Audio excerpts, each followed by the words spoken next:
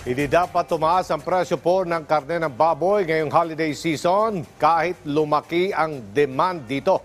Ay kay AGA Party List Representative Nick Briones, hindi po kulang ang supply kahit hindi rin mataas ang farm gate price ng karneng baboy.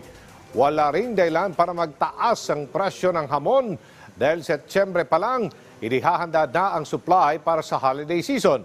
Sinuportahan din ni Briones ang polisiya ng pamalaan na palakasin ang produksyon ng lokal na pagkain.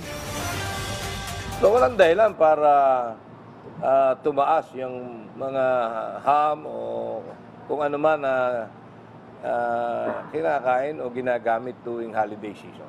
Napakadaling i-monitor. Ang titingnan mo lang yung farm gate price Plus 60, di 120, 290. Palagay mo na 65 or 70. Di 140 plus 170, 310 maximum. So, dapat naglalaro lang yan, 290 to 300 pesos ang ating presyo ng karning baboy, yung laman at kasim.